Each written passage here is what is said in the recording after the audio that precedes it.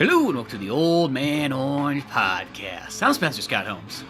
And I'm Dunigan. And today we're going to go back in time with what I almost think is like the definitive Batman book that you would pass to someone if someone had never ever read a Batman but they were interested in it. Like if they watched a movie, maybe they saw the animated show, maybe they saw Batman like running in like the Lego movie or something like that, and they're like, shit, I want to know more.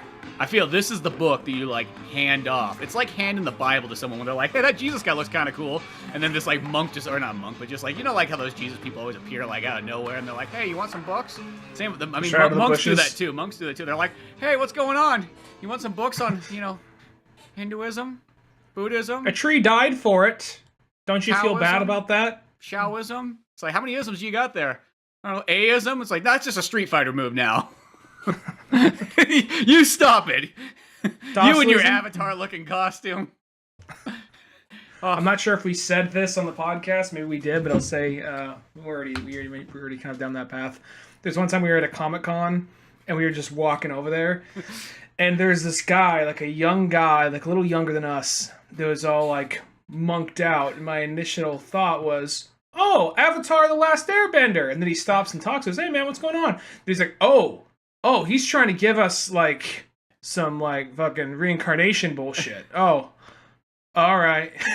That's one of those things. Who's cosplaying? I'm like, you're missing the arrow on your forehead, but you got the rest of it. Oh, yeah, he's standing next to us. There's, like, a guy dressed as Dante and, like, some other stuff going on. You're like, just, oh, okay. Oh, no, he probably didn't even know it was Comic-Con. I bet you he just showed up there like he does every week, and it just happened to fall on that day.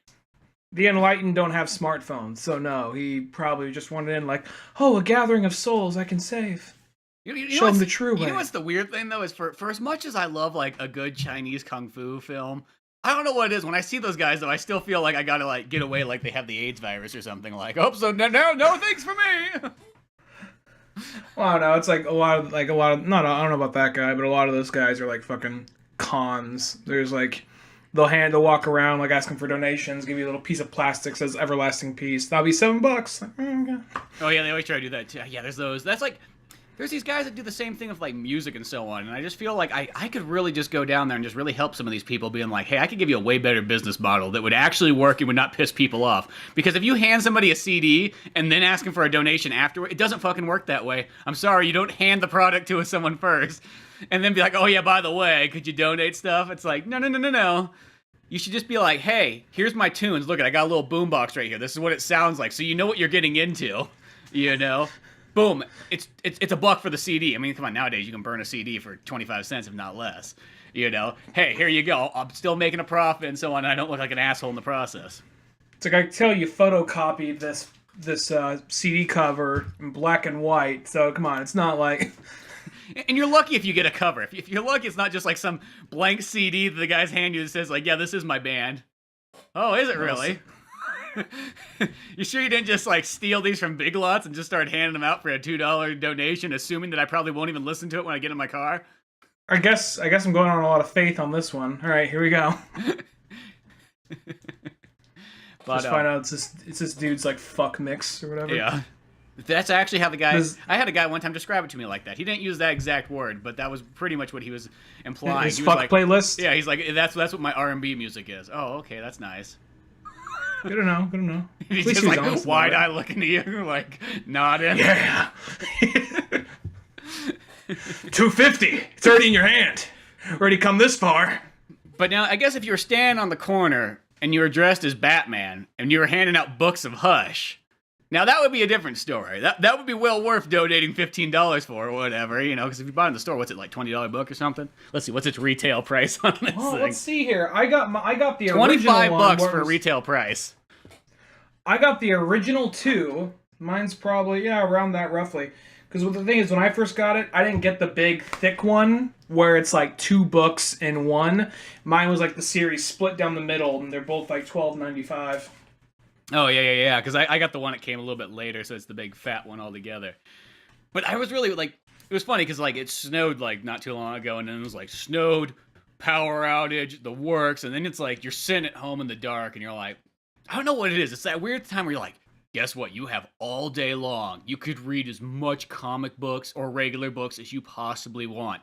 And I don't know what it is. There's always that thing. It's like, but you don't really want to do that.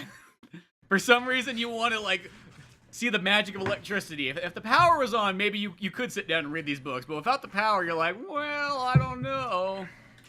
But I knew we were doing a podcast. So I'm like, fuck it. I'm gonna sit down and read some Hush. So I read some Hush during that time period, as well as I actually did do a couple other books. Just slowly minus down the big fat stack. But it was almost like ideal. It was like, oh, here's the only thing I can do. I can read some Hush, go back with this. And in that process, though, it's like I look at that book and I go, I almost kind of forget like how good of a book this is as someone's like first Batman experience, because it really like lets you know, like if you let's just say you just watch Batman, let's just say you watch just The Dark Knight, like that was all you watch. Or I guess if we do even modern, you watch Batman v Superman. That was all you've ever seen of Batman. Never seen anything else. Well, it's like in Hush, I mean, right off the bat, it explains his origin, just in case you didn't know. I mean, granted, I know that's like in so many other things. But in this singular book, it literally, when it comes to any character, there's always just this little bit of a backtrot, just to let you know. And I mean, I know that's kind of how it was back in the day for, you know, just certain Batman books. But there's even other older Batman books that I have, too, that don't give you that much excess detail, but still never really take away if you are, like, you know, a veteran reader. It's still, like, it's fine. It's never like, oh, here we go again. Here's 10 pages of, like, you know, how Batman met Catwoman. Well, this book was really meant to be well, first off, let me say, this is one of the books that got me into comics. And I've said this much earlier in the podcast, not this podcast, but the podcast's history when we first started, but I'll just say it again. Essentially, I was always a Batman fan, ever since I was a little kid. And it was pretty much Batman and Spider-Man were my two go-tos.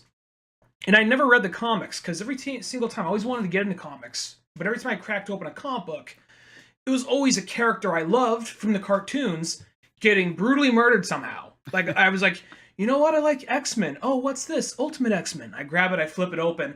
I see, like, Wolverine. First page I land on is Wolverine, like, making Cyclops' optic blast blow, like, Jean Grey in half, and then snapping, like, his neck. I'm like, and then, you know, or then like, oh, Batman Dark Knight Returns, what's this? And then, you know, seeing like Batman and Superman fighting, like, why are they fighting? They're friends! And then coming across Death of the Family, just seeing at the cover and seeing Batman holding a bloody Robin. I'm like, everyone fucking dies in the comics, not realizing that, like, this is me when I'm like, probably like, you know, 10 to 12 or something before I started reading the comics. And I was just like, I can't. So I just, like, you know, I don't want to be ruined for me. All the characters still alive and doing well. And then if I went on to read those, I realized, oh, that was a Danger Room scenario, or this is an alternate reality, or they just come back to life a few months later in Jason Todd's example, 20 years later, whatever. Mm-hmm. But it's one of those things where I didn't realize that for a while. I'm like, oh, fuck, they're dead. I can't open a book now. But then it's just, I don't want to know that. I don't want to know that, you know? But what I ended up seeing was Batman Begins, and it kind of reminded me why I liked Batman so much in the first place. And I had a long train ride to go visit a friend, like, a few days later. And I was like, you know what? I'm just going to roll the dice here and just get some comics. Because I'm like, okay, I know Ultimate Spider-Man is like a reboot thing, starts from scratch. So let's just see where this goes. Volume 1 of that. And then, and Batman Hush. Let me just flip through this. Okay, all right, cool. Let's, you know, and immediately fucking fell in love on the way there. And this is technically my first Batman book. And it was just so easy to jump into because I think this book was meant to be. Because this is, I want to say, I might be wrong, I want to say this is the book that got Jim Lee over to DC. I want to say that maybe, that's not heavily researched, but I want to say that for a while, he was considering leaving DC. I know or maybe he sold his imprint, whatchamacallit? Vertigo, or not Vertigo, I mean... Vertigo. Image. Wildstorm. His Wildstorm over to DC at that point. And I want to say, I want to draw Batman. I think that's what got him over there. And this was their thing. Okay, look, it's still moving things forward, but let's do something that's going to bring people in. Let's get one of the best artists out there, and then we'll get in a really good writer that comic book fans like.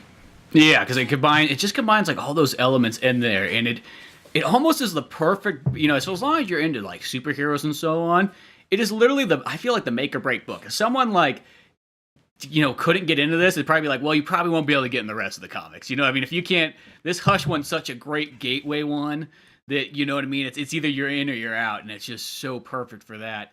And I mean, even myself too, because, you know, it's like, as a kid, I always had just random single issues. That's all you really got as a kid. And so you just got like part 5 out of, you know, 7 stories, and that was what you had. And you had to make heads or tails in that one issue, because that was all you got. You didn't. Comics were expensive, you know, especially for a kid. You know, in the olden days too, you couldn't pay like, you know, $2 or $3. Like that was a lot of money. That was like an entire, like, over a week's worth of allowance just to get one issue. You know what I mean? Instead, you're just gonna save that up for one video game. So I just had random single issues that, you know, throughout time I ever got, and I had, the miscellaneous X-Men, the miscellaneous Batman, the miscellaneous Scooby-Doo and G.I. Joe, and so on. And really, when Hush, because I remember, like, you passed this one along to me, and I remember there was a couple comic books all at the same time. And I remember, like, it was like right when we kind of met, and I let you borrow Street Fighter V series, and you let me borrow some of the Street Fighter manga ones, the ones that came from what's that company? Udon. Yeah, Udon. And then, like, from that point on, I just remember it was just like, hey, here's Batman Hush. You know, I mean, you like Batman. Have you ever really read a Batman comic? No, not yet. This is a great one to go with. And from that point on, it just kind of leads in. And what I love about it, too, is because it doesn't have that overwhelming feel. Because, you know, there's some Batman books, I feel, that, like, if you hand it to someone, there's going to be too many characters in there where someone's like, I have no idea who all these characters... I know who Batman is, but the rest... He's not even in the story, barely. You know, everybody else is characters I've never heard of, and so they almost get kind of lost. Where this one brings in the old characters, refreshes you if you don't know who they are, and then when they throw in some kind of newer / some maybe a little bit more, like... At this point, these characters are all kind of like main Batman characters. But for someone who just maybe watched the animated series or just saw the movies, there's a lot of characters in here that are like, oh, I've never heard of this before. But they explain enough that you're like, oh, I get it. Now I know who this character is. Yeah. And it's one of those things where, like, I didn't know who Huntress was when I first opened this, but I did not feel like, who the fuck is that? They just quickly like, oh, yeah, she's in the area. I know of her, but I'm not a big fan of her tactics. But here, sure enough, here she is. Jim Lee's going to draw a lot of ass shots of her, whatever, you know? Yeah. But I'll say this book will probably get a lot of shit if it came out today, but since it's kind of came out when it did, it's recognized as, like, this, I think it is recognized as a classic by this point. It's over 10 years old. Oh, well, it's even older than that. I guess it's almost 20. 2001. So I guess, yeah, it's almost 20. It's crazy knowing this book's, like, 20 years old. Jesus Christ. Well, because there was a period where this book was like, it was almost like, this is the new, this is not your granddaddy's Batman book. That was like almost how this book kind of felt at first. It's like, you don't know bats. It almost should say right in the back. But now it's like to the point where it's like, oh no, this is literally just in that same category as like Dark Knight Returns, or in the same category as really like anything classic Batman, Long Halloween, you know? And, but I don't know, it's just one of those ones, I just reading through it again, I'm like, this is really the ultimate Batman gateway thing. It's like, if you can't get in Batman from reading Hush, it's just almost like, it was a good try, you might as well just stop now. Yeah, I'm going to say this, the only major character they probably leave out of this is Mr. Freeze. Beyond that, they kind of got nearly every major villain in this book. Yeah, that's true, they don't have Mr. Freeze in there, but... They got quite a bit. It really fits in a lot in like those, 12 issues. And it's just the perfect way. I almost kind of wish comic book stories were sort of told like this, how they were back then. Because, nowadays everything's so continual. Everything's continual. And I mean, I know that they stop every like 6 to 12 issues and it kind of becomes a new arc like they've always done. But I feel like there used to be just books that felt just like one solid piece. Like, you almost didn't need anything else to go with it. Yeah, it wasn't the first, and it's not like it's the last, and it kind of fits in there, but they were just very standalone stories. Like, Hush is just a standalone story. Long Halloween is just a nice standalone story, you know? Well, it's funny you bring up both Long Halloween and Hush, which are both Jeff Loeb books. Mm-hmm. Which those are both my two favorite Batman stories. That and probably Court of Owls. Yeah. And, yeah, here. Oh, actually, let's see here. And there's Dark Victory. It's not Dark. Well, that's that same thing. Jeff Loeb, Tim Sale. I guess it's a hard toss up between, because I think Scott Snyder and Greg Capullo had a very long run on Batman, longer than Jeff Lee and Jim Lee and Jeff Loeb. That would be an odd looking person. Just this elderly white dude and this really kind of like at the time was a young and shape Asian guy. But let's see here. I don't know. I think my favorite team is still Scott Snyder and Greg Capullo because I think they bounce off each other well. But I think my two favorite stories, individual stories, are Long Halloween and Batman Hush. Just because they're both, in a sense, they both have a lot in common aside from the fact Jeff Loeb wrote them. They both have this thing of like, okay, there's some mystery villain that was kind of essentially made for this story, only Hush went on to go into other books later in the line. But we don't know who this mystery villain is. It takes place over over a period of time, and we're gonna hit up most of the major villains in this mystery. Mm-hmm. Yeah, and it's almost the way that this one sort of plays out too. But it kind of works because it's like you get introduced to this new character, Hush. So for anybody who's been reading Batman forever, boom, you got yourself a brand new character, while intertwining the rest of the Bat crew. And it's just one of those ones where like the whole way through you're just totally into it. It never has a dull moment. There's never that issue that's just kind of like, yeah, okay, well, that was a lot of just filler stuff. No. I mean, this thing just starts off right off the bat, and Batman's just chasing down Killer Croc, just right off the bat. You don't even know really what's going on, but you know that Batman's got to find him. Killer Croc looks more like the Lizard, but it's all good. Yeah, you definitely did. Well, it's like those ones like, I guess Jim Lee, last thing he did, was he was doing Marvel for a while, comes in the, it's like, maybe that was just the reference stuff he had in his book. It was the old days. It was kind of, well, I guess the internet was there, but it wasn't like anybody used the internet in that time period.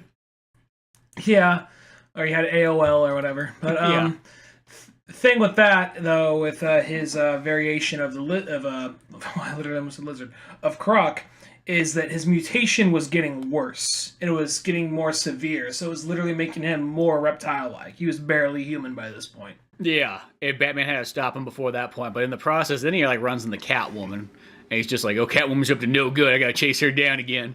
And as essentially what happens is Croc, Croc kidnapped the kid, was threatening to kill the kid for he needed $1 million to essentially, I guess, pay for surgery to get his change his condition.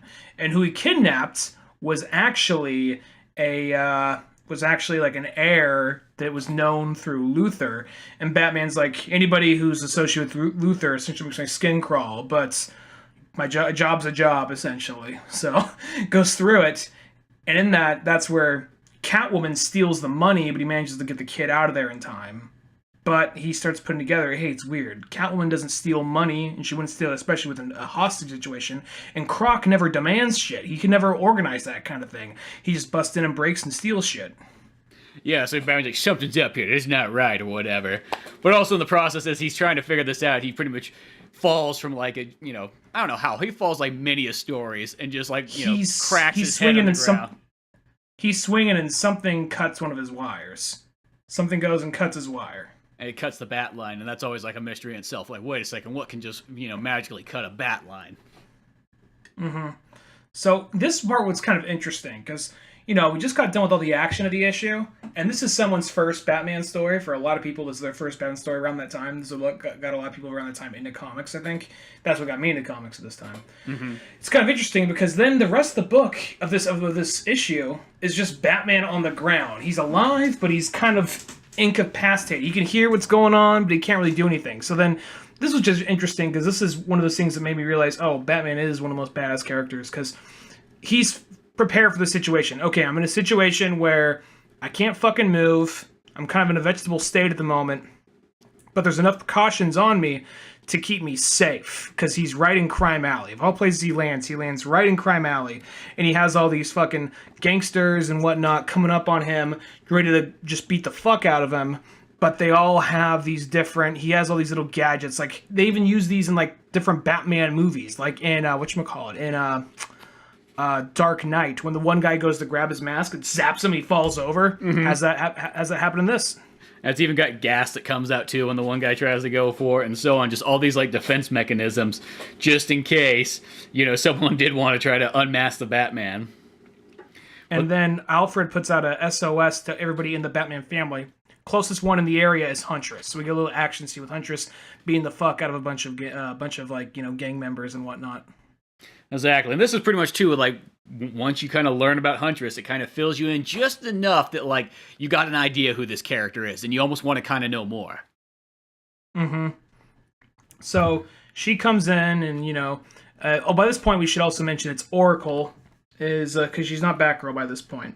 She's Oracle right now, and she's over there kind of saying, okay, I need a distress signal. We got to get Batman over there. Anybody in the area? It's Oracle. It's Huntress. They send the Batmobile over to Batman, and then when he gets back to the Batcave, he's still incapacitated, but still kind of, he's not really, how do I put it? Like, he can hear what's going on around him, but he can't move or talk.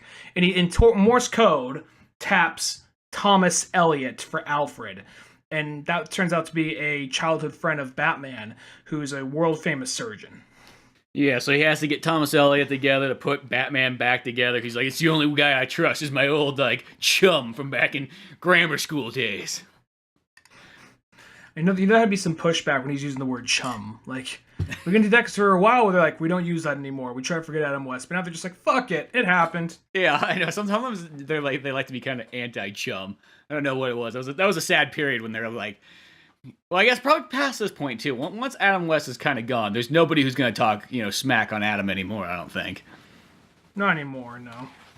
But yeah. But yeah, so he ends up going like, yep, he's my old childhood friend, and they go back and retcon like, oh, Batman did have a friend before his parents died, and from there, he just ends up getting saved. He says like, maybe I'll rekindle my friendship with Tommy Elliot later down the line, but at the moment he's more just trying to figure out what comes next, and goes to see Croc and pieces together that like, all right, this was set up by somebody, because Croc does not have the brains to do this. I remember what, but somehow that leads him going to Metropolis. Yeah, and he's got to go pretty much. He goes like the Daily Planet, and in this process, you learn that Batman actually owns the Daily Planet. Mm-hmm. That's what happens. Yeah. You know what I mean? But I feel like it's all these like little things in here that just they fill you in so nicely that you never like would feel overwhelmed if you had no idea like what was going on at the Batman at the time period. And there, of course, he's like, oh, I gotta go hang out with Clark and figure out what's going on here because, super friend buddies for life, just saying, and something about Poison Ivy. She's gone over to, Metropolis. I fucking hate this town. It's all bright. No place for shadows. Yeah, that was his whole thing. And the whole thing with, turns out that Catwoman was under the influence of Poison Ivy, as was Croc. That's what happened. She actually set up the whole thing from Metropolis, and that's what's sending Batman over there. And at some point, Batman's like, yo, Clark, look, I know I'm on your turf, but, you gotta have some bat time here, so give me your space. I mean, I know that I'm technically in your house, but give yourself at home, all right? Let me just do what I do. Just, fuck off. Exactly, but then what happens is it kind of goes on, and of course Poison Ivy takes control of Superman, which makes for a sweet Batman-Superman battle, but it's okay. Batman had the contingency plan right now to take him out with the kryptonite ring. Well, it's also, whenever he's at this point, like, Catwoman's helping him out, too. So, like, look, we're gonna go together, uneasy alliance kind of thing, like, I'm doing it because it's my job, but you kind of have, you want to come and stop Poison Ivy because she used you and nobody uses you, so, all right, we'll put our differences aside, because this is still that, are we dating, are we not dating, I don't know, kind of thing with Batman and Catwoman. Well, and at this point, too, is, like, they haven't, like, totally explained yet that, like, okay, it's like, Selina Kyle and Bruce Wayne know each other. Batman knows that Selina Kyle is Catwoman, but Catwoman doesn't know that Bruce Wayne is Batman yet. So it's kind of still this little hang-up there and so on. And in the process, it's almost like Batman sees Lois of Clark and everything like that. It's like, they get along so well. They got married, not too long ago. And, he can just share his secrets with her. That's special, I guess. Maybe one day I can have one of those things. Maybe. If I become a total puss. Yeah, and share things. Yeah, fucking just right. Bottle all your shit up like a man. Keep it buried deep down in you. Because he grew up in Kansas, he doesn't know any better. So silly country boy values. Yeah. All he knows is tractors, farms, and apple pie. Saving planes. That's all Clark's good for, but whatever. I mean, I'm not jealous. Shit, I'm Bruce fucking Wayne. Go fuck yourself, Clark.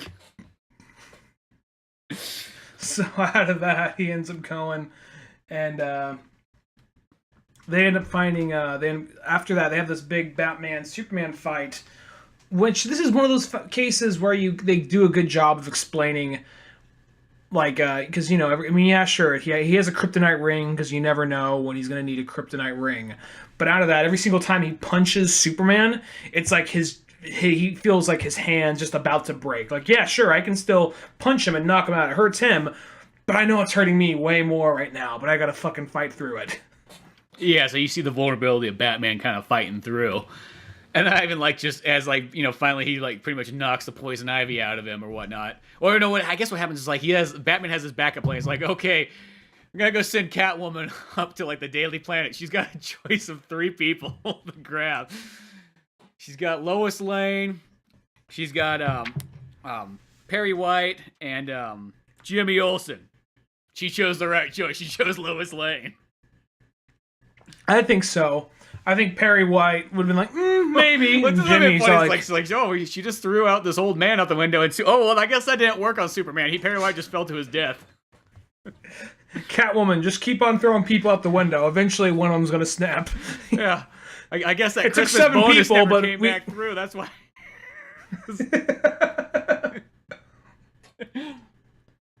He never. Jimmy stopped taking good pictures of Superman, so all these pictures at his bad side. So that's why that little redhead fucker's a stain right now. Yeah, well, guess it's not Superman's best pal anymore. He's not. Maybe it's like, oh, your pal number 20. 20 can't. I can't break his poison ivy curse for that. Sorry, bro. Well, it's like Superman has his ultimate fan guy, the guy who's always hanging out the bar at the docks or whatever. He's like, oh, I'm Superman's best. What's that guy's name? Bilbo, I think. Yeah, Bilbo. Or do you ever think that him and Jimmy Olsen ever get into arguments about who's Superman's best friend?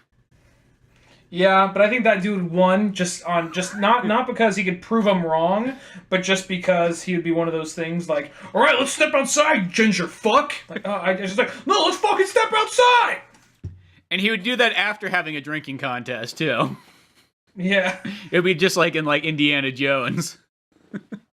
At the same time, though, I don't think Jimmy Olsen would suck Superman's dick to prove it wrong. I believe that dude would. I believe the dude shit, man, I don't give a shit. I just took 3 hits of E in the fucking men's room. I don't know what the fuck's going on. Throw anything in front of me. Let's see what happens.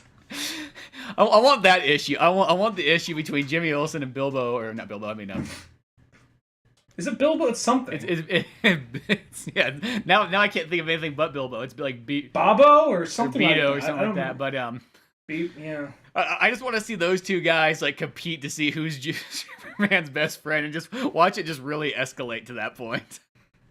Well, that dude seems like he can go real serial killer with it, because for a period there's that time where he's wearing a t-shirt, Superman's best pal, that he wrote.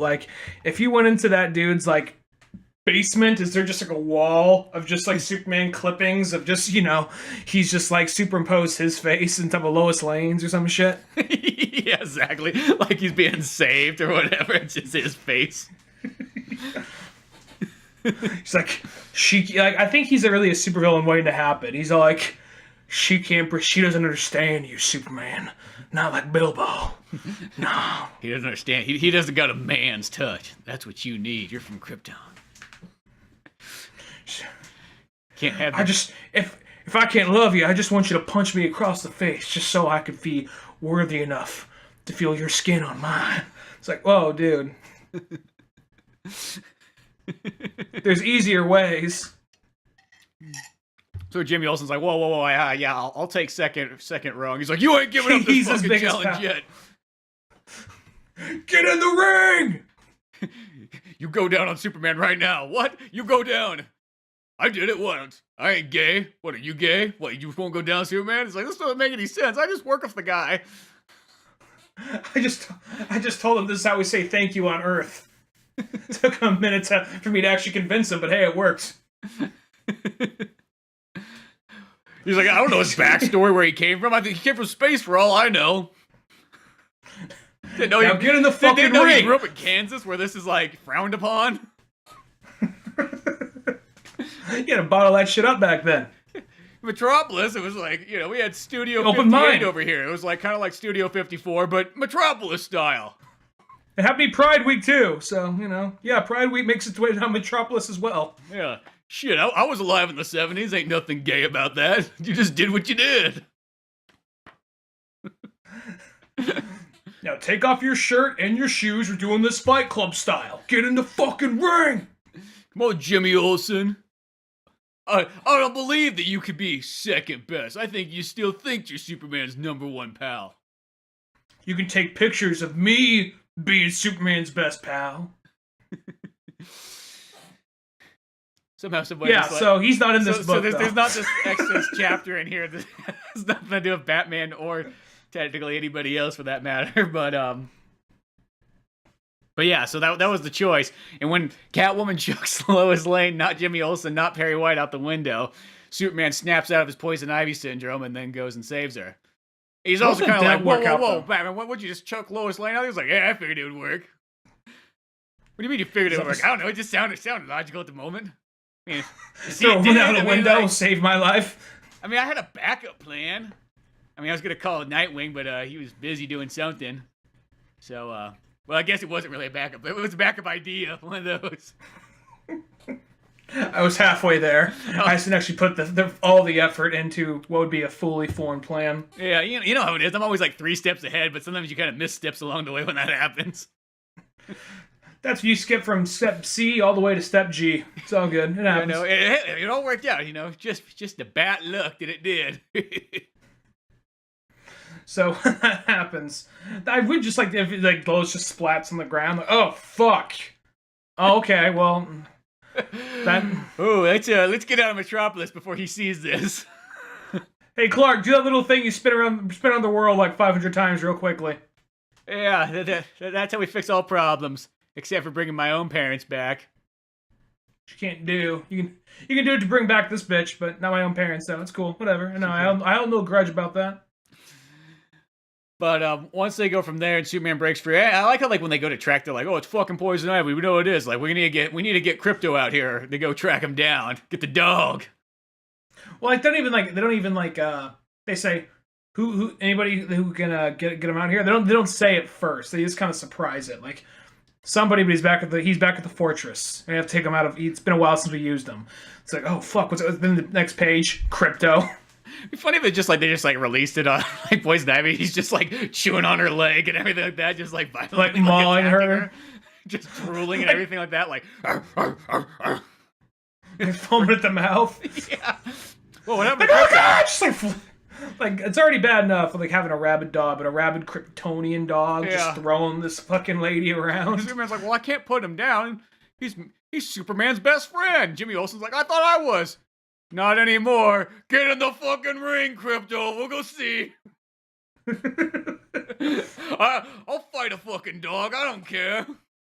It's not my first time. Shit. The guy based off Rocky fought a fucking blind bear. Yeah, exactly. I can probably pull that shit off. Thing. If that dog goes to my neck, I'll put my finger up his butthole. I'm waiting for it. I just wanted to try. Yeah, I mean, kind of leaving it open just for that.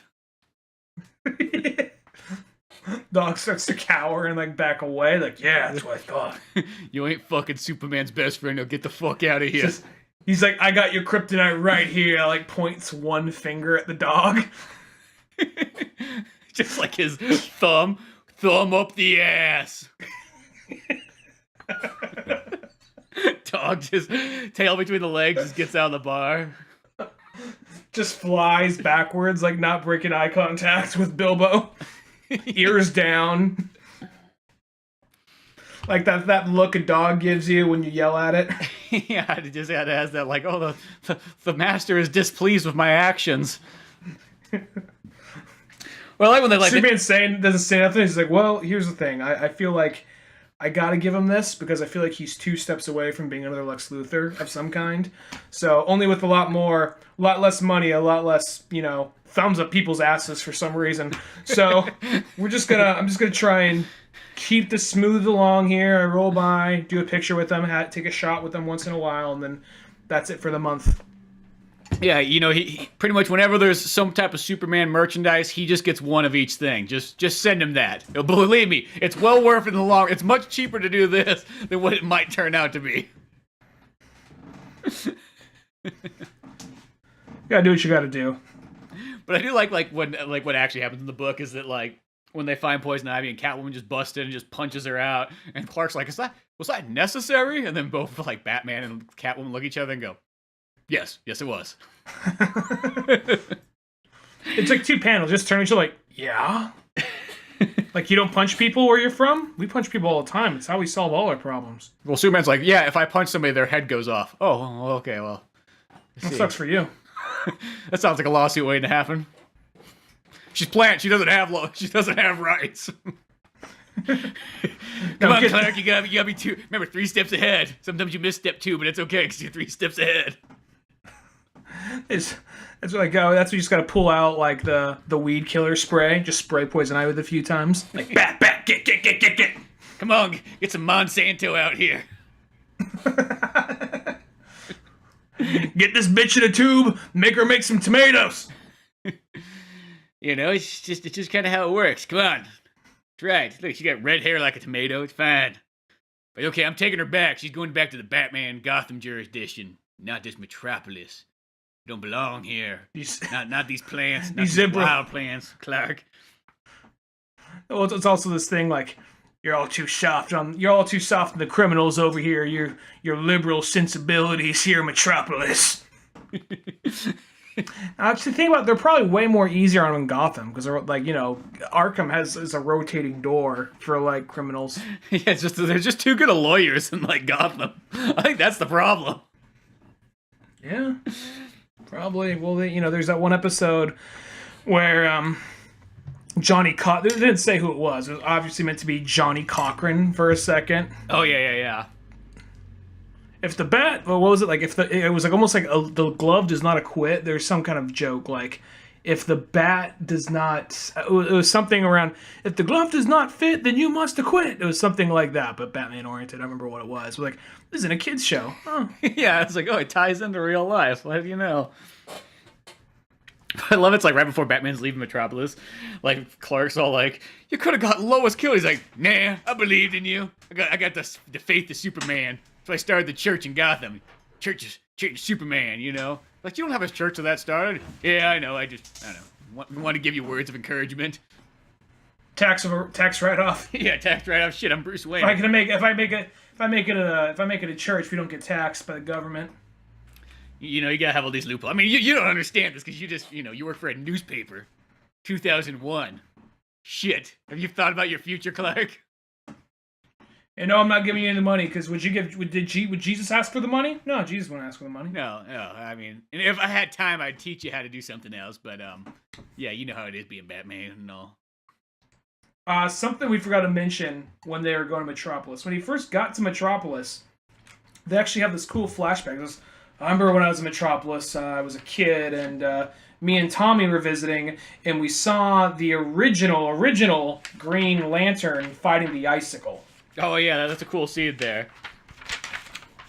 I think that's what it was. Yeah, no, it is. It's the original Green Lantern fighting the icicle, and they're like, "Oh my god, that's so amazing!" And then I can't remember, like they tell it to like they like run down the street and everything, and then Thomas Wayne's like, "You damn boys running down Metropolis! Don't you know how dangerous it is? You stay in the room now. You ain't going anywhere." Going chase. I never want to see you in no goofy outfit like that. You hear me? Yeah, you put on the tights. You ain't welcome in this house again. It's a tight-free zone. A man wears a belt, not tights.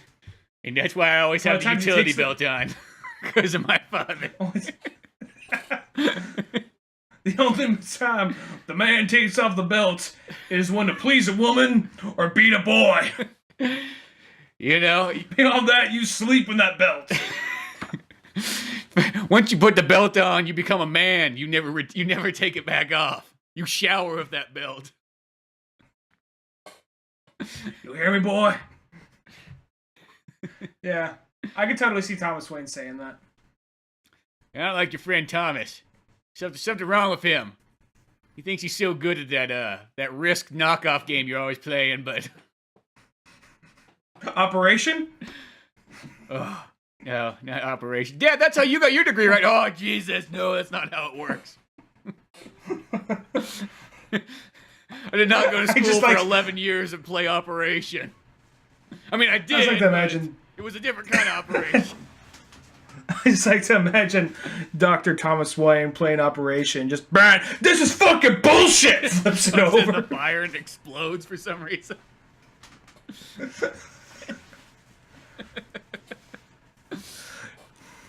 Boy, if we're gonna be... This is not learning you nothing. This ain't gonna solve you anything. At no point will you be pulling a can out of a man's abdomen. Just saying that. I don't know why this guy bad me. Like, I pictured like Doctor Strange, like after he has his like car accident, or whatever. Like, okay, let's see if you can get your license back. Now you just got a complete operation here. That's all you gotta do, and you can go back to shaky hands and all. Shaky hands going and oh, he failed. Oh, looks like we have to. They just have like his like license already printed. Right? It looks like we're gonna have to take this back. Go over here. Like slowly slide it back. Okay. They're just fucking with them. Like, okay, we're gonna make it easy for you. You just gotta get the call. You just gotta get the wishbone. That's all you gotta get. You don't gotta get any other shit. Just the wishbone. It's easy. That's the easy one. Just go for it. And he's like, man, so close, fuck, bro, you almost had it. And going off, like, they stop for a minute, they're like, all right, you know what? Oh, we're just fucking with you. We just think it's fun watching you all shaky hands trying to do Operation. We just think it's fucking funny. You think the state's gonna license some shaky hands after playing game Operation? Fuck no, dude. This is for us. This is you know, when you work at a place like this where really all you're doing all day long is printing out diplomas, it's kind of boring. You gotta add some fun to the mix. Thank you. You've given that to us, Dr. Strange. Thank you. As he's out of the way, he's like, yeah, like he's gonna come back and do anything important in life. Probably gonna go be a hobo in like Tibet or some shit like that. You know how those guys are. They don't know what to do with themselves without their hands. Well, he can learn to clinch it, then he could like be jerking guys off in the alley. Oh yeah! Hey, Strange, you hear that? I mean, it'd be almost like an automatic vibrator. It'd be like, his hand be shaking as he's jerking. I just like to imagine these guys are like, they're not like by any means. They're just the guys. They don't by any means know the shit they're printing out. They just have to print it out and give it to them. That's really the only That's the only job they have. So the idea, like, they're just passing all this heavy judgment on shit they've never been able to do themselves. Like, whatever. We got the printer. We got the paper. So. Yeah, we got the magic printer. What are you gonna do? That's what we're in charge in. We're diploma printers. Yeah, that's a real career. You wish you could have that. Meanwhile, back in DC. Yeah, DC exactly. Comics. We go back to Hush, and then Batman's now at the opera. He's like, my father hated movies. He hated comic books. He hated if I read a novel. But for some reason, he liked the opera. But he liked it because something always died in the end. He said that was believable. That was realistic. Yeah. He'd always point and laugh when everybody else was crying. He says, boy, I don't want you to see you cry. For every tear, you get the back of my hand. And then he would be laughing all night long. He'd be in the back of the limo laughing hysterically the way home. He's like, oh, man, did you see how that guy died at the end? Oh, it was so awesome. It was so fucking cool. And then I'd be picking up, like, a novel like Huckleberry Finn or something. He'd slap it out of my fucking hand and be like, no, don't you ever read stories about things that are not real. He's like, but it's from Mark Twain. Mark Twain ain't real. He's phony. He's a fraud. You want real stuff. You want opera. That's what it is. Everything ends in death. That's the story of life. Get fucking used to it. But Daddy, I want to see the Zorro. Oh, you boys and your tight loving. I don't know what's wrong with this generation. You boys and your tight loving masked Mexicans, I don't get it. Yeah. I don't get this. I don't get this generation's youth. I don't get it. I don't understand it. It's a guy wearing a mask, jumping over a wall. See, I knew the wall was a bad idea, but Still, he's got a sword and he's robbing people, and I don't get it. He's wearing black. You can't trust a guy wearing black. Dad, you wear a black suit. Yeah, with a white tie. Bounces it out. Yeah, don't wear all black. Not trying to hide in the middle of the night. Like a puss. You stand in the street, you face your mans like a problem. Yeah. You face your problems like a man. Fucking. Goddamn, boy. You got me confusing my words now. I'm so mad. Sorry, I just get hammered whenever I go to the opera, too. You know, they always got that. They got that bar in there. It's just always serving a bunch of Bud Light. And I mean, I really don't like Bud Light, but since I'm rich, I like to prove a point that how much I can drink there. Plus, I got a driver. Ain't that right, Alfred? Just slaps the back of his shoulder. Just like kicks the back of the chair. Alfred starts swerving, like, oh, yes, that's right, Mr. Wayne. I mean, do a donut in the middle of the street. But do a donut in the limo. She starts doing a donut right there. But it won't fit. It's okay. They'll forgive us. Watch this. Just starts throwing money out of the fucking window. Like, all right, go now. Before the light turns red. You know, it's kind of weird because in real life, like, there's no surgeons out there that have as much money as I do. I just kind of, you know, the surgeon thing's more like a cover-up for, like, tax reasons. You know that, don't you, boy? Boy, I'm talking to you. Stop crying. Yeah. So, but anyway. Just keeps on going on these tangents. So they're at the opera, and of course, fucking Harley Quinn happens. You know, there's a clown. What do clowns lead to in Gotham? I'm surprised that anybody even decides to use clowns for anything in Gotham by this point. Do you think it'd be like the Insane Clown Posse in Gotham? Insane Clown Posse probably works for the Joker. Probably do. They probably went in like, oh, this seems like a good gig. He's like, Joker's like, oh, no, I can't have you guys. Maybe a little bit more presentable, respectable. Go back to the trailer park. Can't have you. I'm sorry. I mean, I'm insane and all, but this is too much. Clown, redneck, rapper? No, sorry. Out. And professional wrestler.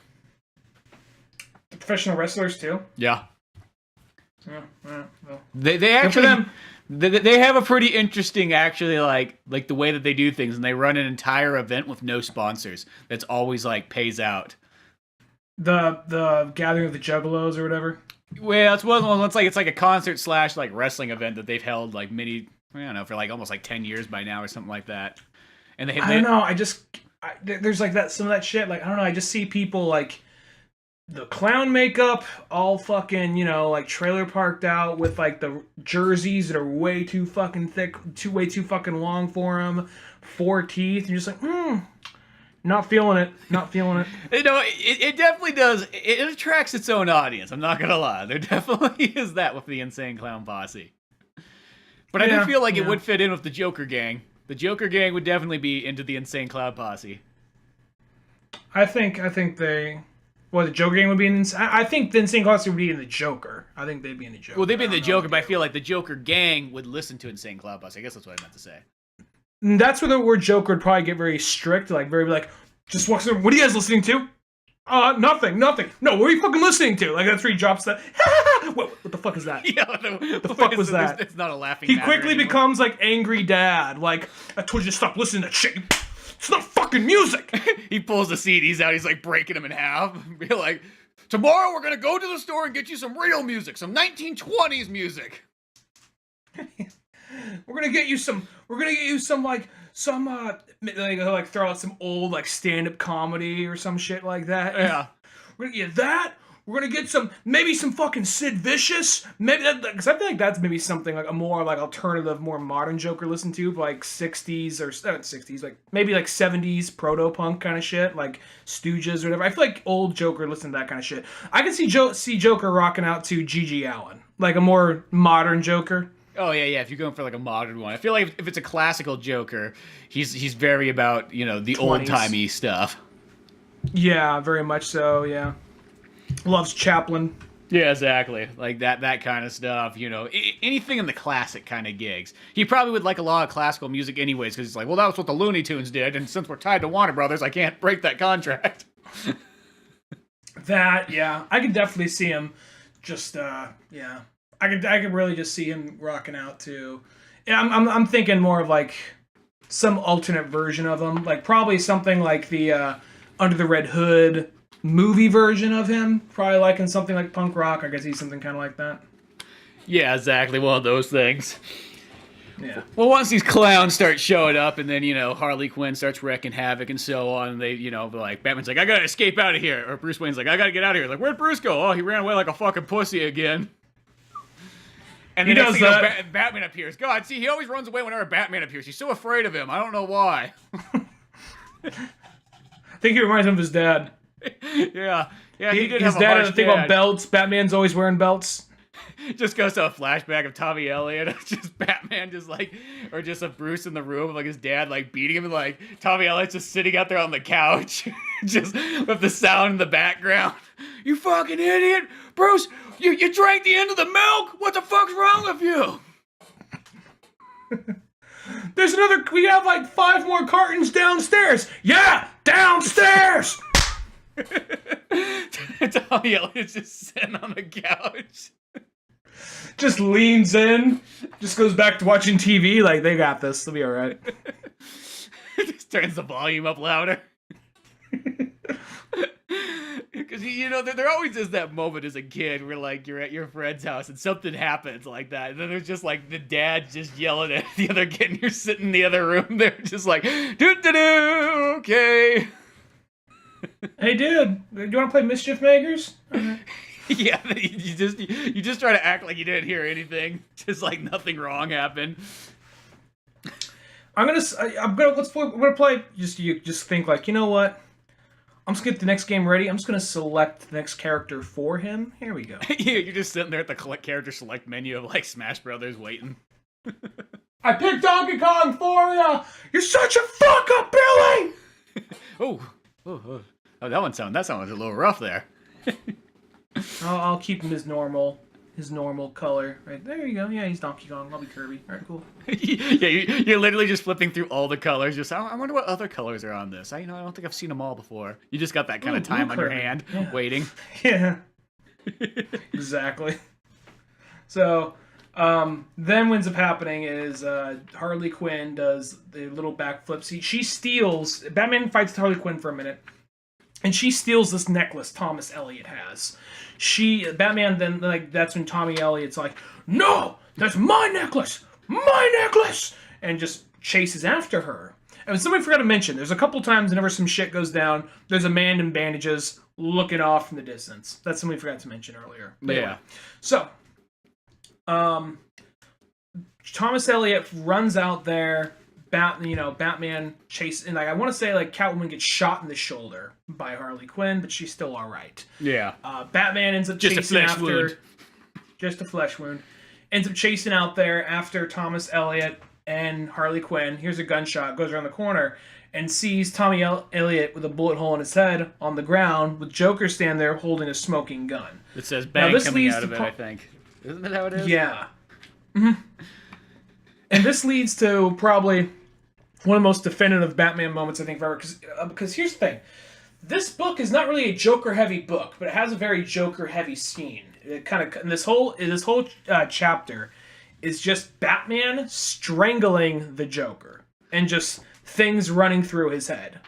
And we just kind of realize that it's all piling up right here. So people who have not been keeping up with Batman just get to read this right here and see, okay, this is why Batman, you always knew that this was his arch enemy. But then for people who've never read a Batman comic before, like, oh, he killed Jason Todd. Oh, he shot Barbara Gordon and Commissioner Gordon's wife, and going on. Batman's like, you know what? Fuck it. Tonight's the night. I'm killing him. I'm fucking killing him. That's all there is to it. I find this dude saved my life. I mean, I haven't seen Thomas in I haven't seen Tommy Elliott in like 35 fucking years, but still. That's like the only friend I ever had. It's over the line. That's it. We kept a secret together. We both watched Zorro. We hid it from our dads.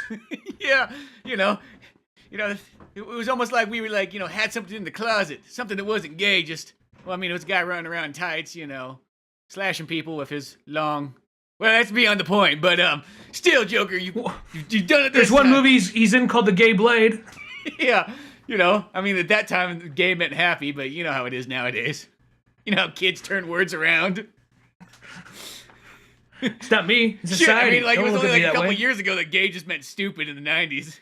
I can't keep up with it.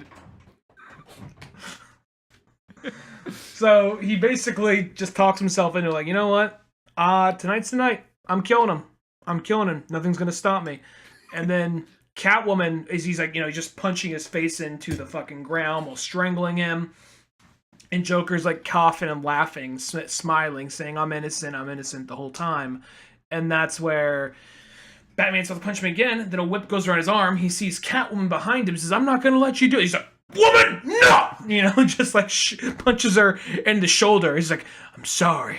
I didn't mean to do that. But it's man time. And gently sets her aside. Goes back to doing what he's fucking doing.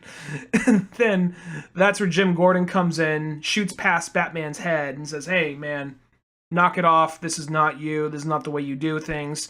Then shoots one of his ears off. He says, like, no, I'm not going to let you do this. Because he's tried to drive us to this point before, and he's never won. If you do this tonight, he wins. So, and if you kill him, I will lead the manhunt to try to bring you down. Yeah, so it kind of brings in that, like, no. If anybody's seen more death by the Joker, it's me.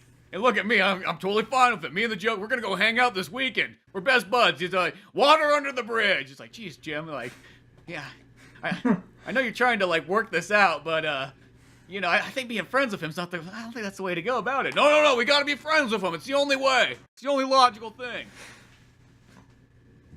We're going to go see that What Men Want movie, that remake. I don't think it's going to be the same without Mel Gibson, but I'm just curious. I'm just curious. We're going to find out together, We're going to share a box of popcorn. That's what we're going to do. Together, Bruce. Batman. Sorry. I don't know who you are. Yeah. Just saying it out loud. But that's what we got to do. We got to bring him in. We got to see one of these lawyers. We got movie night. One of these lawyers is going to know what they're doing.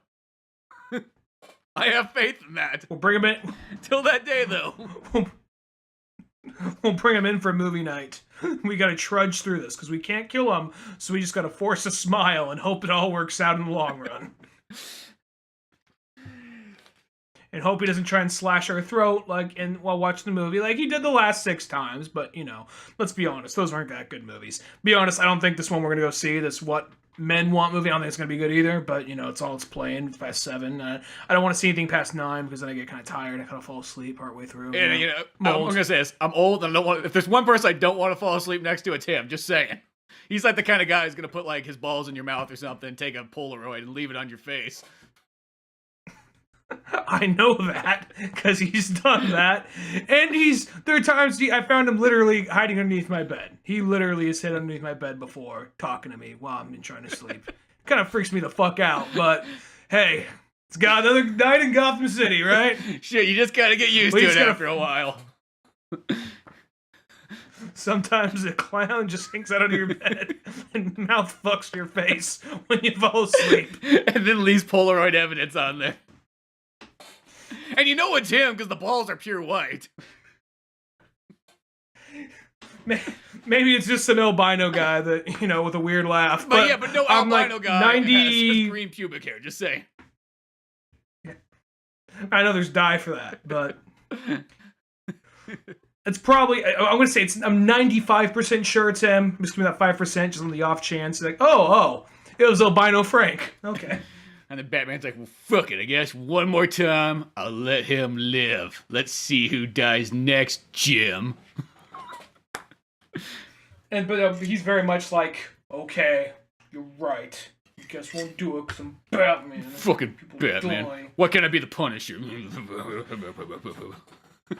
and then after that, after look, woman, I'm sorry I punched you in your bullet hole, but you're caught between me and another man, so I'm sorry. It was man time. So it was one of those things where she's like, okay, whatever. Like, it's no big deal that he full on. She's like, stop it. He's like, get back. I'm surprised it's just so like, all right, well, that's like the one thing I'm just surprised that, like, I mean, I know they've punched and scratched each other before, But that was the one thing. Like, okay, I'm surprised there's no more repercussions to that. But out of that, he ends up seeing like out of that after he ends up revealing like, you know what, life's too short. Best friend just ended up fucking dying. Now, Dick's just standing next to him like, best friend, like I've known you longer than you knew that guy. Literally, you haven't talked to him since you were 10 fucking years old. Yeah, but you're a boy, Dick. Like, dude, I'm 29. I'm 28. I'm 29 now. Like, oh, you always be a boy to me. Yeah, but I'm 58, so fuck you. That's the point. Batman's really, because Batman's always like, it's kind of weird because Batman's always like maybe at his oldest mid 40s, maybe in the regular comics, not like Dark Knight Returns stuff, but like it's funny how like Dick can be like, okay, I'm in my late 20s, almost in my 30s, and he's like, oh, just 10 years behind Batman, no big deal. Yeah, that's always kind of weird, because I always like to picture Batman, I always give him like the 007 age. Like, I picture him anywhere between like the age of kind of like generally 40 to like 60, for the most part, like in stories. And I like to think of Dick being like, almost like 10 or 15 years more below him. Like, he's still like, you know, if Batman was 50 years old, I feel like Dick would only be like 30, you know? It still would be a pretty big age gap.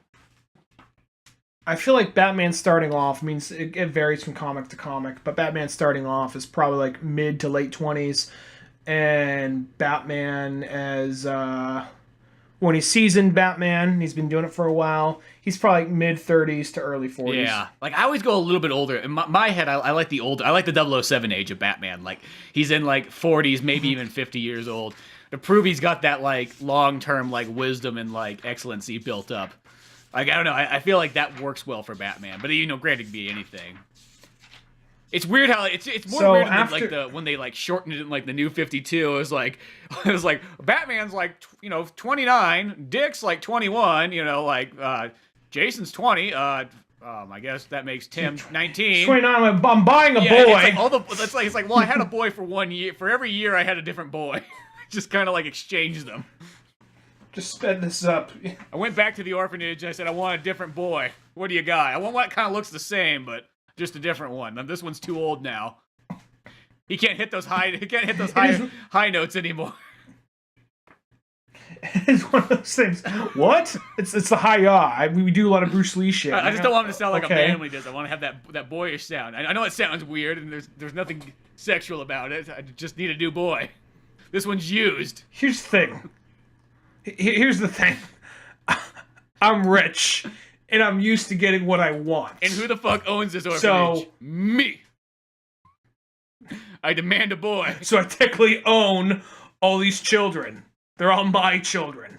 But only the ones I like live with me. Now that one that's short, with blue eyes and black hair. The one that looks like me when I was his age. It's an odd look, too, because really, like, in real life, how many times do you see someone with blue eyes and jet black hair? That's real. Not dyed, real. Never. And it's one of those things where he's like, I need a boy. I need a boy that looks like me. Is he your son? No. But people are going to believe it is. He's my ward. Like, how many fucking wards do you need, dude? So anyway, what ends up happening? He ends up confessing to Catwoman, but during that they just have a small little like he's talking to Nightwing. Like, you know what? I think before that actually happens, he's hanging out with Nightwing. He's like, you know what? I think I'm gonna confess to Nightwoman to Catwoman. He's like, oh, you should, dude. You should, Nightwoman. I'm sure there's a character out there called Nightwoman. I'm sure there is. Probably not have that big of a run, but yeah.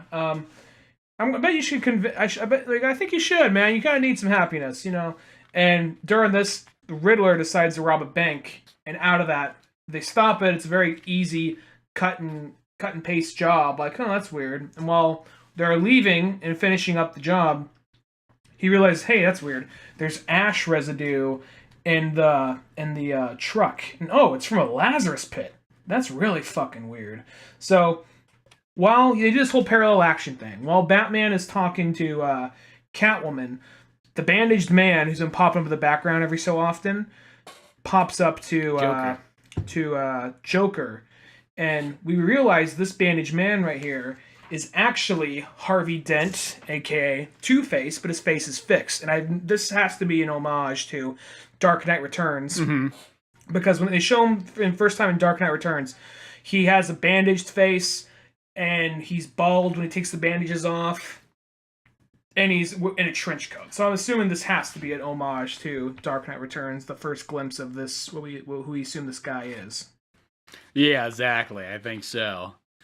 And what I like about that, though, is it kind of gives you, like, this, like, it makes you lead, like, oh, that must be who Hush is, though. It almost kind of, like, the first time you read this book, you go, oh, I guess that's just Two-Face's new character, then, or something like that. Like, that's almost how it kind of leads you into it. Somehow he got his I heard some people complaining about this in, like, just reviews, because I was like, it's been a little while since I read it. How does this hold up to other people? And some people are nitpicking this thing, like, how the fuck does he have his license reinstated? Why he's flat out killed and murdered people? How would that happen? Like, dude, good lawyers, good lawyers, damn it! There's like, look, you just got to make friends with the guys at the printer company. That's really what it is. You complete operation, you get your new license. That's all it is. They don't ask for your credentials. They even ask for a birth certificate. You just say a name. Like, all right, man. Boom, operation, go. They slide that game out in front of you and go, this is what proves it. We don't need to see your ID. We don't need to see your social security card. Can you or can you not beat operation for us? If you don't got Dr. Strange shaky hands, take 5 shots of Patron. And if you win, dude, shit, I'll give you the president's social security number. How do I got that? I don't fucking know. It's here, though. Don't worry about it. Don't question us. We're just the printers. But yeah, anyway, so he ends up going in there and he ends up saying, like, he says, I'm going to represent the Joker. And then out of that, the Joker also is like, what the fuck? How would you lose your face? He's actually really surprised. And out of that, we also have this scene where Harvey Dent encounters Jim Gordon and says, hey man, I just want to let you know, sorry I snuck into your house at night. I know there's probably a clown beating off under your bed. So I may have brought him, actually. I brought him with me. But anyway, so we actually need, there's this whole plan going on against Batman. He needs our help. I was originally a part of the plan, but I'm kind of going against it now because I got what I needed. So now I'm back to being who I was. I realize I gotta prove that. Here's me doing the first step of that. And while that's going on, Batman's going to the Lazarus Pit, going to Ra's al Ghul by kidnapping Talia. He's like, all right, I gotta kidnap Talia. Somehow she's running LexCorp now. But I gotta kidnap Talia so we can bring Raj out. Well, and then Ra's also leaves a sword just like in the Bat computer. Be like, oh fuck, not again. Not through my favorite hard drive. Not through my Zorro collection. Man, gotta take this back to Geek Squad. I mean, I know, gosh, Raish has been around for so long, but, like, he still doesn't understand how computers work. You don't just stab a sword through it, and it's all fine and dandy. I like because what happens here is, he finds the sword in the computer, and he screams top of his lung, Alfred! And I think he's first off just worried that Alfred's dead, but just the idea of just, like, someone stop the computer! You know, he's just all mad about it. Like, he's like, you fucked up cleaning, Alfred! My computer's broken! I don't get access my Steam account! Well, then I love it. It's like, yeah, because then he goes to visit Talia to figure this all out. Laptop upstairs. He's like, you can do it on the laptop upstairs, sir. It's not the same. The Bat computer surround sound, multi-screen. It is how I play PUBG and Fortnite. He's just like a bitchy fucking 12-year-old. Exactly. It's just look at his Alfred. Just so pissed. I love it because in the next panel it just cuts to Jim going sleeping in bed, and now all I picture is just the Joker's slowly sliding out from underneath the bed. Like, you don't really even know how he's technically sliding. Like, almost like he's on a platform. Just unnaturally just like slides out and slides back in. And I love how Two-Face really just looks like Lex Luthor at the end of the day with his shaved head. When I first got this book and I just flipped through it first, I'm like, oh, Lex Luthor's in this for a minute. Which he is for a second. Yeah, if you flip like a couple pages later, and then it's like, oh, there he is. Yeah. You don't even see all of Joker's full face. You just see his eyes just peering from the fucking bottom of the bed. Just hear. And then when you flip the light on, like his feet are like poking out through like the front side, and then they roll up like in the Wizard of Oz.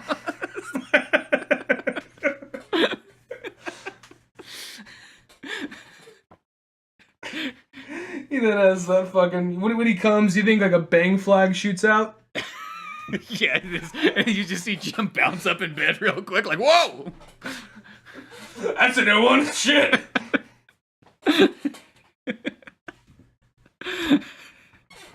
So anyway, this is how you learn that how Jim Gordon's son turned out to be a serial killer, because some nights the Joker would go over and sleep underneath his bed too.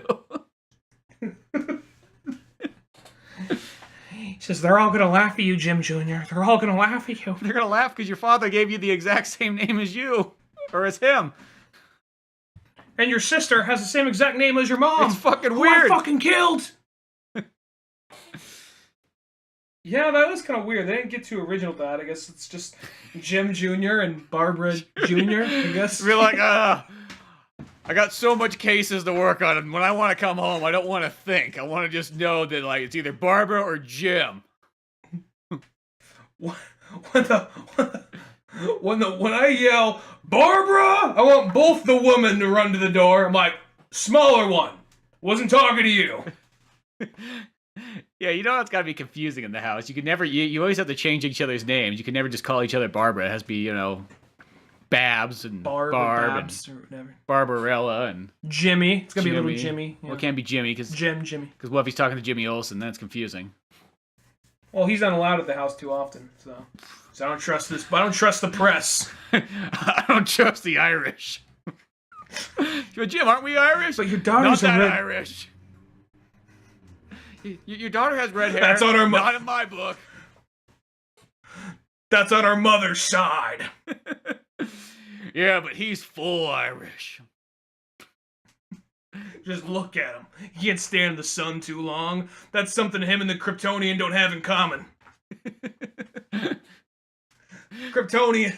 The sun gives the Kryptonian powers. The Irish, nah, just gives them cancer. Yeah, he's like, but Jim, we're 100% Irish. He's like, no, we moved to America. We're now Americans. Get used to it. Start speaking American. Now throw on some makeup and hide those fucking freckles. Yeah, exactly. And if anyone offers you a potato, you fucking slap it out of their hand. Yeah, we eat rice in this family, damn it. We're cultural.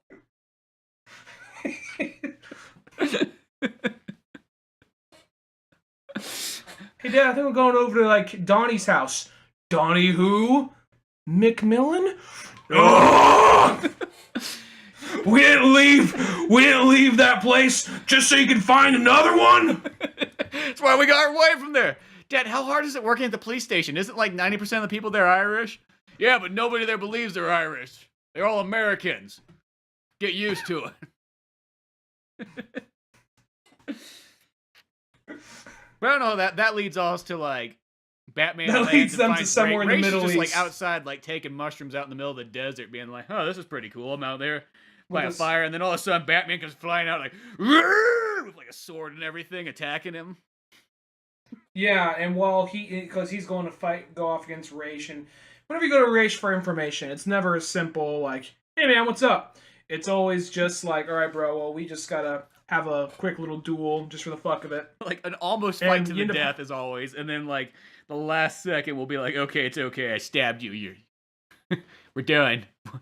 We got a one stab rule."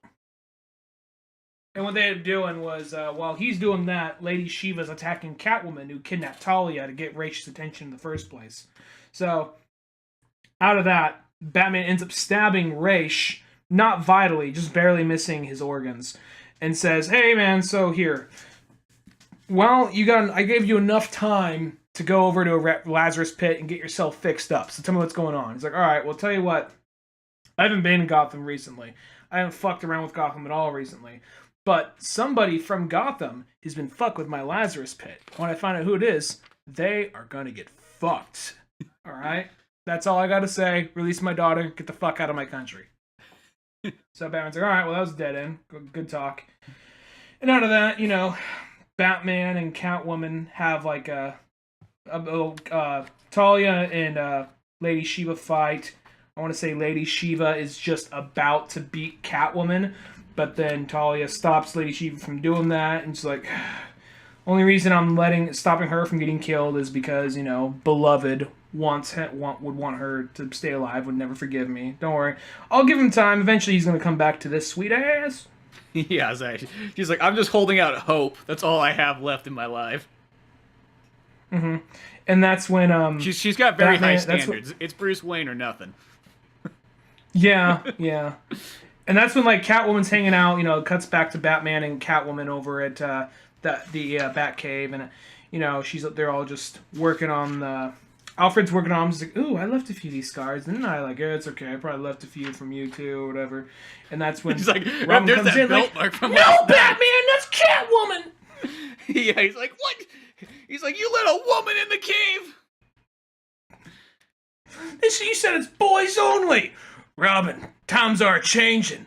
Ain't you heard that Bob Dylan song? Yeah, apparently, remember, we got to allow women into the workforce now. So, workforce means cave force. So it's not boys only anymore. So, no more cigars. He-Man Woman Haters Club anymore. Yeah. But we can't watch Little Rascals without her. We can't watch Little Rascals with her. Like, Robin. We'll always have Little Rascals. It's okay. It's okay. It's one of those ones. He-Man's Woman Haters Club. It's one of those things that, as long as they don't hear you talking about it, you can still have it running. That's also one of the... God.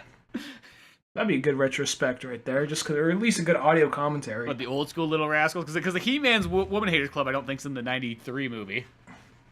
No, that's the 93 movie. The 93 movie. That is definitely the...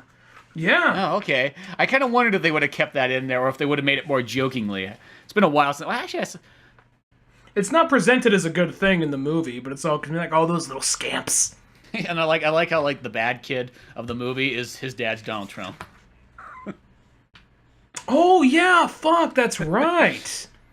I forgot about that. Yeah, so the villain of the movie's father is Donald Trump. Go figure. Son, if you want my approval, you're gonna build a beat rocket. That goofy-looking alfalfa. You're gonna race down the soapbox derby against the alfalfa and the other little gay kids. That's the way you're gonna win that woman's affection. Is if you race in a soapbox. It's okay though. I'm gonna put blades on it. Technically, this is illegal. You can go to jail for years. But we come from money, so it's totally fine. We'll just go to Gotham. They got the greatest lawyers there. I know a guy. Half his face is fucked up, but an amazing lawyer. The best. He wanted Operation. He got his license back. 5 shots of Patron. Granted, I don't do alcohol because I'm a fucking pussy. But I drink Diet Coke. Just to say, if you don't drink alcohol, folks, you're not a pussy. I just ran into a wall with that joke. Like, fuck Donald Trump. Whatever. Yeah, he is a pussy, though. He is a pussy. Let's not lie about that. But he is in the Little Rascals. That's where it gets. He's in the Little Rascals. Well, let's see. What can we say good about Donald Trump? He's in the Little Rascals. What's not good about the Little Rascals? Is he a Little Rascal? Donald Trump's in it. He's an old rascal. He's probably not that far off from riding a rascal. Just like, did my dad come to the soapbox derby race? No. You haven't proven your love yet. I just like the idea of like fucking Jared and Donald Trump Jr. Like, come on, you can do it! In the fucking audience. Ugh. Dad doesn't love you, but we do. We Trump brothers gonna stick together. The only one he loves is the one he can fuck. That's his that's our sister. I would totally fuck my daughter if I could. I know it sounds creepy to say, but I don't give a fuck. I don't give a shit. Do whatever the fuck I want. So as Batman's telling Robin down here that the He-Man Woman's Haters Club is a thing of the past, you see like Alfred's like pulling down the signs and everything. I'm just thinking. There's the people who I just want to say. I'm just thinking because this one especially. There's the people who listen to the show who know what they're getting into. Like, oh, Batman Hush, I always want to check this out. We open up like, if there's one Batman book you got to check out, fucking He-Man Woman Haters Club, fucking Joker jerking off under the fucking bed. Especially if you didn't read the book, you'd be so confused. You'd be like, what's real and what's not? Now I gotta read the books. I gotta know if all this crazy shit's actually in there. We're like a Ripley's Believe It or Not museum. You just don't know what you're getting.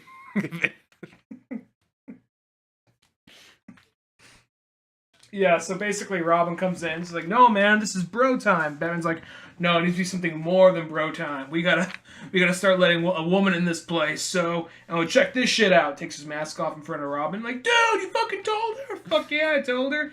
You know, and then Robin's just like, you know, out of that, like, Catwoman's like, you know, fuck Robin. I don't give a shit about you, boy. But, you know, I'm about to be your new mom, so, you know. He's like, yeah, but what if I want to strut around naked? I can't do that now. The woman's here. Robin, we could always do that. She's not going to be here all the time. Yeah, she's a cat. She's going to get her own cat. She's an outdoor cat. It's okay. She's not one of them indoor ones you got to always, like, take care of and put a litter box down and shit like that. She'll come in and out as she pleases. She's self-dependent. You know, Alfred will leave some fish out and some milk and it'll be fine. Whenever she forgets her keys. No. Might get territorial with the other cats. No, so she ends up jacking, like, she's like, yo, I'm gonna jack this bat cycle and we're gonna go out for the night. Fuck off. I'm still free to do whatever I want. And then out of that, she comes across Huntress, who's just like screaming in gibberish. Like, what the fuck is going on? So she chases her down. She thinks she's high or something. What she kind of is, because then what ends up coming by is they take Huntress out, and they realize there's a syringe there. And Scarecrow coming by like, all right, Huntress was dosed by Scarecrow's fear toxin. And out of that, that leads to a fight with Batman and Scarecrow still fighting a little bit. But shortly after, because Robin's like, well, I want to help out too, Batman! You know, comes tagging along. And Hush shows up, the man in the trench coat and the bandages, who he initially thought was Two-Face, but then takes it off, and we realize it's just happens to be Two-Face and bought the exact same like outfit. The same. There must have been a sale down there on trench coats and bandages. Yeah, and just like weird. Well, his whole thing is ends up being that, oh wait, so this is Jason Todd Robin. That's the whole thing. And then he fights Jason Todd in the middle of the fight. You always kind of forget how big of a deal this was when this came out. Like, it doesn't sound like it much nowadays, but the fact that, like, oh, fuck, they actually are going to bring back Jason Todd. You know, it's like, yeah, other characters had come back, but it felt like Jason Todd was just sort of replaced by Tim Drake, and it was just like, you didn't technically need him. He was almost kind of like, for the most part, and, you know, he was there for the people that wanted to remember him, but he wasn't, like, almost like such a pivotal character at this point. So the idea of bringing him back was like, what? They're bringing him back? And granted... Well, the thing about Jason Todd is, people remember him as the Robin who died. For the longest time, he was remembered, oh yeah, the other Robin. He was remembered, oh no, he's the Robin who died. That was like his claim to fame was just that. So this is them bringing him back, and they get in this really awesome fight. In this fight, he's not fighting like Jason. He's fighting like Nightwing, and Batman's starting to deduce all that. And he's like, well, you have to be somebody from the inside. That's who cut my cord. Where I landed and got the shit kicked out of me, that was Crime Alley. Earlier, someone shot out my tire. That was in the alley where I found Jason Todd. And Jason Todd was also trying to steal a bat tire off my car. So, it's one of those things where he's starting to piece... You don't realize it at first, but as it goes on, he pieces it all together. And Batman's like, no, bitch. You are not the Robin who died. You're someone else. And out of that, he ends up melting away in the rain. He says, oh, shit, that was Clayface. Fucking figures. And the thing about that fucking figures. That's why the acting was so shitty. You hear me? You're never gonna get a fucking Oscar! No matter how much you try, you'll never be the next Brad Pitt. Just get used to it, Clayface. It is kind of a funny thing, the idea that he's an actor who just went like, it's the role of a lifetime. Well, yeah, just the thing is, it's like, hey, here you go. Here's this like experimental drugs. It's called clay. put this on. You can mold your face into anything. Oh, that sounds pretty good. Wasn't it something like it was a de-aging thing, essentially? Isn't that what it started off as? Like a I think weird there's always sort of slightly different variations of it. I think sometimes it's a de-aging thing. I think sometimes it's like also just used to be like, you can become the ultimate actor because you can like morph into any role. I almost want to say that's what it was in the animated series, was that style. Mm-hmm. I remember the animated series, there's that part where he's just... The Clayface episode was actually sad, because he had that assistant who was all like, hey, Basil Carlo, is that his name? Is that his real name? That sounds He doesn't have... Basil Carlo, I think, because I want to say he was originally based off like an old, like, monster movie kind of actor. I want to say that's what he was initially, back when they made him back in the 40s. And the whole thing with that was like, okay, he could just kind of like he could just kind of change the shape of his face, and he walked around with a dagger. But then, they made him a big giant blob monster as time went on. So yeah, it was like, well, you know what's popular? The Thing. Let's make him kind of look like that.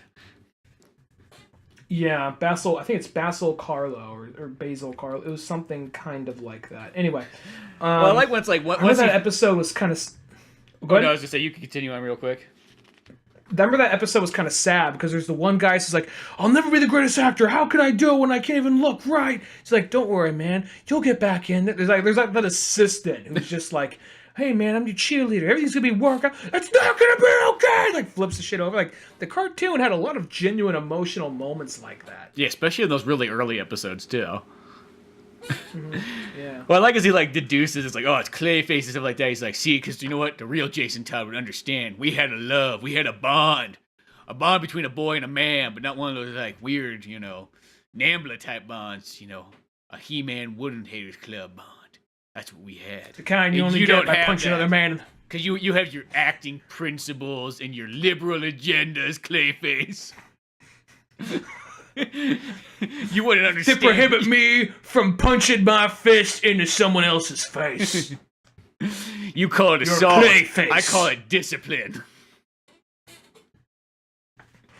So out of that, we move forward, and Batman deduces essentially like, all right, well, the other thing about Jason was, is Jason would always refer to me as Bruce. He even had a problem calling me Bruce in the middle of the fight. But dude, shut the fuck up. But, a couple of smacks with the belt fixes that. Dad taught me that one. Believe me, you get hit a couple times with that, you ain't calling me Bruce no more.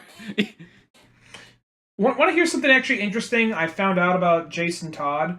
I'm not going to lie, it wasn't any... I didn't really do a whole lot of deep research for it.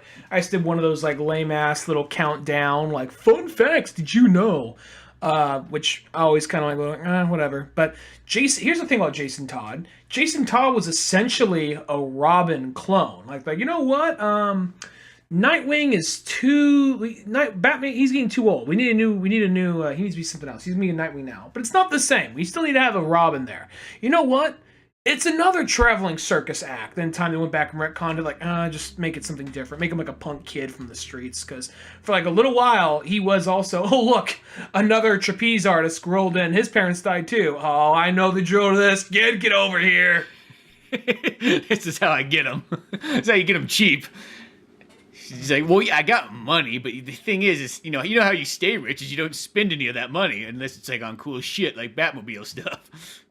Or boys. Yeah, well, boys you don't spend money on. You get them for free from the circus because they just like, it's like a sick elephant. They just dump them on the side of the road when they're done. I mean, it sounds terrible, but that's just the truth of life, and that's what they do with boys in the circus too.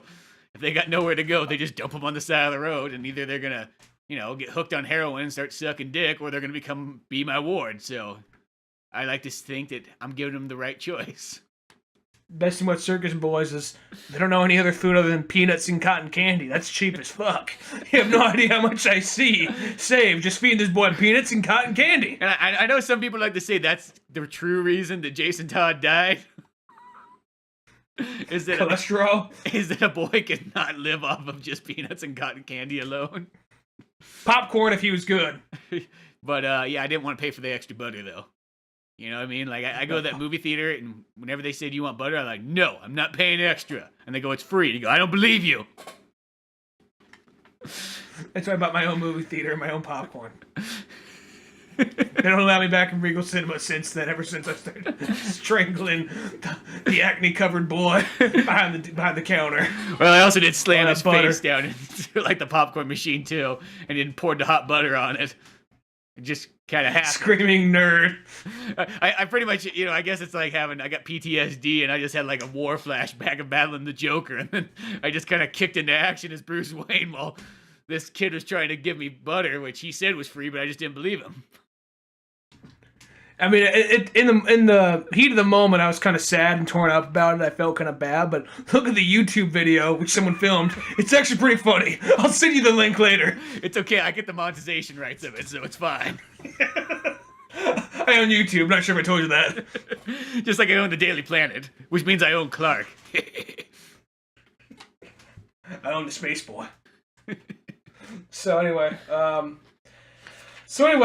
Batman puts together, like, he goes to Oracle, and she helps him deduce, and they figure out, like, look, someone's been sending weird encrypted messages to you, so you'd subconsciously think of certain things. And Thomas Elliot, for instance, and whatnot. Well, that part seems a little convoluted, but whatever, not a big deal. And then from there, they realize, oh, shit, yeah, someone's definitely been toying with your shit, and someone's been also leaking information from the Bat computer, and they realize it's this dude Harold, who used to be this mute hunchback, who lived with Batman for a little while, who was fixing all his shit, he was like this genius inventor, but he was just, a mute and just kind of an outcast that Batman took in. I think he's supposed to be kind of like partially retarded, or not even, like somewhat retarded, but like he had other abilities. Yeah, and then Batman's like, well, why'd you do it? He's just like, I felt horrible about it, but I got someone who can fix my vocal cords and get rid of my hunch so I look like a regular person and I could fit into society. And he's like, who was it? He's just Thomas Elliot. And he gets shot in the head, and then that's where you see Hush right there. That's where you see Batman just trying to see, he's like, okay, see, kids? This is what happens when you try to change who you are. Even if you got a hunch and you can't speak, that's the way God made you. And if you try to change it, God will fix it. Take you out of the equation. The more you know. Bat Jesus. Which I always like that character a lot, though. I almost kind of wish they would bring him back, because I think that makes a little bit more sense if Batman sort of has like the Bat Pit crew. Because I feel like sometimes there's like the one things that are sometimes a little bit far-fetched in Batman, I feel, is Alfred taking care of everything. You know what I mean? Every so often it's just like, all right, dude, you got to split up the duties a little bit. It's like, okay, Alfred can't be your computer guy. He can't also be your medic. He can't also be taking care of a mansion by himself. He can't also be, like, waxing down all the cars. You know what I mean? Like, sometimes it's, like, too much. So I feel like when they add a couple other people in there, it almost makes more sense. And I kind of like when it's, like, the Bat Crew, because it's, like, almost like, here's your guy, like, because that's what made that guy, what's his name? Harold. Harold was like, okay, Harold fixes the cars. Harold, like, works on the computers. He's got all these, like, kind of gadget skills and so on. And then I always feel like that's where, like, Leslie Tompkins kind of makes for a perfect, like, if you need, like, a super medic, like, that's where she kind of comes in. And then you also got, what was the other one? There was Penny 2, who was and the Alfred's newer ones. Daughter. Yeah.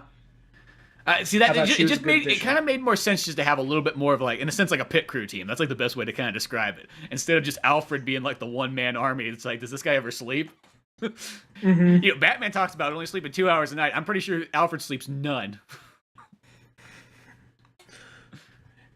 Well, there's even that scene in, like, Dark Knight Rises where they have, like, that very genuine emotional moment, and it's kind of just ruined.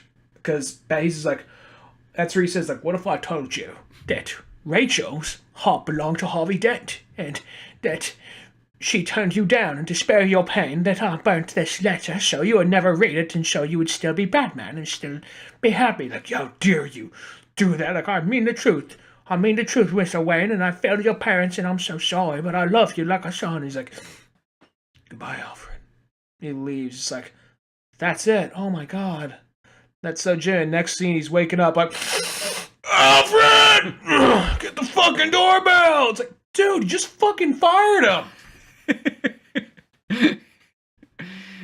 Yeah. Like, you think he's still there? Like, I'm wondering if, like, we gotta fill something in right here what's the one shot we could put? What's the one thing we could put in right here? This thing with him like screaming Alfred, like, well, Alfred's gone. Why would we do that? Well, I mean, I don't know. It's all we can really squeeze in right here. It's like, fuck, all right, whatever. I love in like that. There's the Adam West, like the first of the animated movies that they did, where like there's the part where like Batman like fires Alfred or whatever. He's like, "Get the hell out of here, Alfred! We don't need you." And just like Alfred's out on the street like a hobo with a shopping cart. I mean, it all turns around. It's like, well, you know, Mister or me and Batman or me and Bruce, we had a plan that if Batman ever got like mind controlled and fired me, that I knew that was okay, and that was part of the plan was for me to come back around. Whoever they did, I can't remember it by now, but I just remember like it felt so sad seeing Alfred just thrown out on the street by Adam West Batman nonetheless. I thought it was just funny just seeing him just thrown because like once he got dosed he starts acting more because they start making all these quotes of like Dark Knight Returns and the original Batman. He when he actually starts to act more like Batman is when he starts to be kind of evil in that cartoon. Yeah, I just love that. I think that was so funny. But it's those moments where it's like it's super funny yet also very sad at the same time.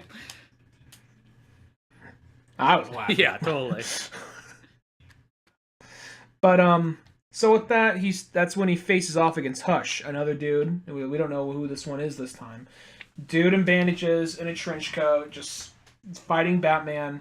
Realize he has martial arts training, and that's where we realize it's Thomas Elliot underneath these bandages. That was not him in the alleyway who got shot. That was once again Clayface. He sees the necklace that was stolen from him earlier. We see all that together. He realizes because at some point we forgot to mention this. One of the things that made Bruce and Tommy fall out in the first place was they have this moment where he says like their parents got into a car crash. He says, "It's okay. My dad's going to fix it." Really? Then he comes in. He says, like, "I could only save your mother. Your father's dead." And then that's when he punched Bruce in the face.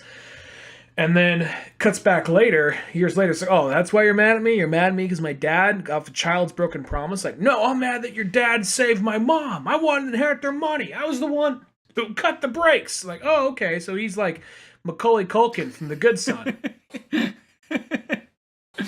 Yeah, just once he's like, "I want to be just like you, Bruce. Seemed like the coolest thing ever. Like you and Alfred, like fucking, out on the streets doing whatever you want. You know what I mean? Like you were like fucking Richie Rich. I wanted to be Richie Rich too, but instead my mom said no. You have to wait till you're 36 before you get the inheritance." Well, I like there's the Paul Dini Heart of Hush where he kind of dives deep more into Tommy Elliot and defines him a little more, and he goes into the whole scene of how he actually murders his mother. Like that's a very interesting story. That might be it's a much shorter one too. That might be a good one to follow up on eventually. But anyway, what ends up happening here is Batman and Hush go at it, and I think Batman's playing possum because for a minute it seems like he's down on the ground. That's when Harvey Dent and Jim Gordon show up. Guns drawn. He says, I'll slit his throat. Then all of a sudden, just Harvey Dent unloads on Hush, and he falls off the bridge. And that's when Bruce Wayne just gets up and goes in. It's like, oh, okay, he was playing possum. He was waiting to see what was going to happen, but he wasn't expecting Harvey Dent to shoot him. And he's like, "Hey, man, I was just helping out. The whole thing with this is I was part of his plan. I'm going against his plan. I got what I needed from him. He fixed me. Now I'm back to being who I always wanted to be, which is the good guy." So, out of that, ends up Batman's like, "Oh, well, I can't find the body." He's presumed dead, but can't find the body, so they're never dead in superhero books. And then moving forward from there, he's like, "Well, who can I trust? I don't know. Maybe I can go on and..." Oh, wait, no, we forgot this scene. The one where he goes and talks to the Riddler, which has more dialogue than the entire book combined. That scene, I really like that, because the Riddler, you find out the Riddler had brain cancer. And the thing about the Riddler, I think this book has a good symbol about the Riddler. The Riddler is one of Batman's smartest villains, and at the same time, one of the most incompetent. Because most of the time, he is the smartest guy in the room, but he's just so fucking egotistical, he can't help but just throw some info out of there. He could probably get away with whatever he wanted to, if he didn't have to let people know it was him. if he didn't have to leave behind stupid little clues. Riddles that always give him away. Even though I always like the Riddler. I know some people kind of look at him as like kind of one of like the not so favorite of the Batman villains, but I'm always a big fan of the Riddler. I'm like middle of the road with the Riddler. Like, I'm not mad that he's there. That being said, though, depending on who's writing him, I think it could be really interesting. I liked the way they did him in some of the... I don't know if it was in some of the Scott Snyder like side issue stuff, but I don't know if it was Scott Snyder that actually wrote it. It may have been James Talvin, the fourth, protege, or whatever. which, something like that. Like, because he wrote him as an escape artist, like kind of like a smart guy who knew just like, okay, he's like a smart guy. He knew just this angle at that point, I can escape through this thing, you know. Just like that type of shit. Always thought that was super interesting. I think the Riddler, he's one of those characters. He's never a favorite villain, but I think there's potential there for it to be really good stories. I do like the Scott Snyder one when he takes over the whole city in 0 Year. That's a good story. Oh yeah.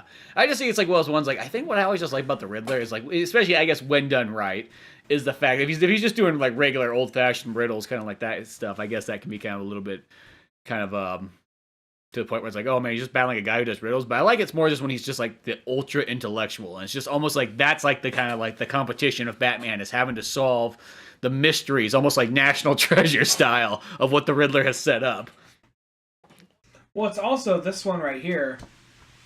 This is I thought they did a good job of him in whatchamacallit, in Assault on Arkham, because he's so like.